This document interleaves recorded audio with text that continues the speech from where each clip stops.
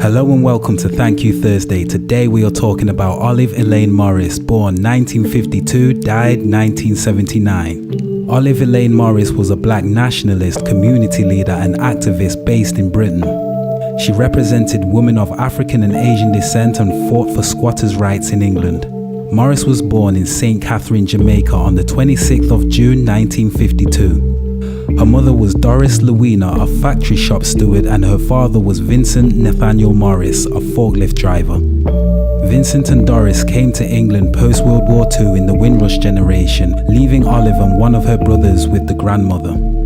Age 9, Olive and her brother were brought to England to join the rest of the family in Lavender Hill, South London. She attended Hartbrook Primary School and went on to Lavender Hill Girls Secondary School before going on to Tulse Hill Secondary School. Olive left school without qualifications and went on to London College of Print. The African, Caribbean and Asian communities had a turbulent time in Britain in the 60s and 70s, contributed heavily by the Sus laws. The Sus laws were a stop and search law that gave police the power to stop and search anyone they deemed suspicious. Black communities were heavily targeted with this law. Ethnic communities were also targeted by fascist attacks from the National Front, as well as facing difficulties in unemployment and housing. This inspired Olive to become an organizer in the fight against racism and sexism in Britain. She was given a 3-month suspended sentence for 2 years and a £10 fine for intervening in the arrest of a Nigerian diplomat when police had used the Sus laws to stop and accuse him of stealing his car. Clement Gomwalk was dragged out of his Mercedes and beaten in front of a crowd.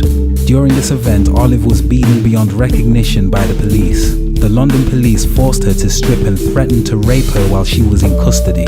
She was charged with assaulting a police officer and possession of a dangerous weapon. Olive would go on to use this experience and others to expose the London police.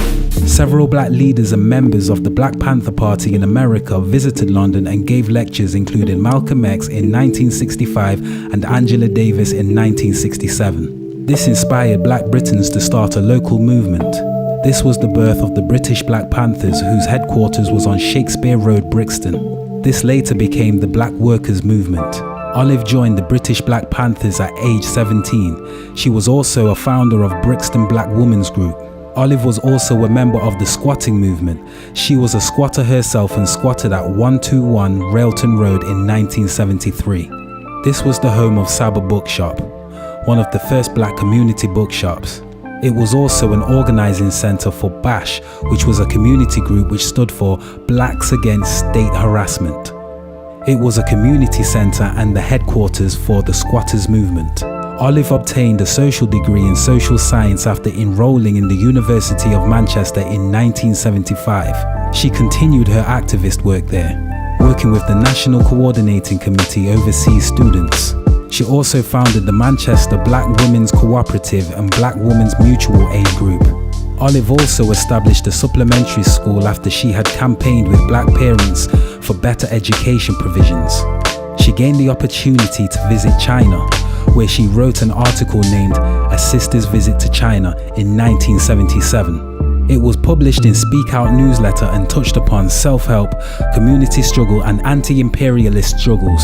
On Olive's return to Brixton, she became a founding member of the Organization for Women of African and Asian Descent in 1978. She also edited the organization's magazine called Forward.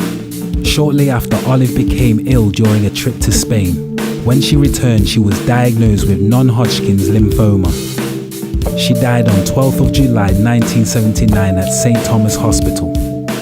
Lambeth Council named one of its key buildings after her in 1986. She also appeared on the Brixton £1 note, which is a local currency.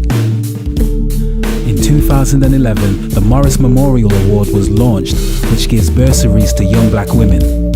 A huge memorial was painted in Blenheim Gardens in Brixton, titled Say It Loud, painted by Breeze Yoko.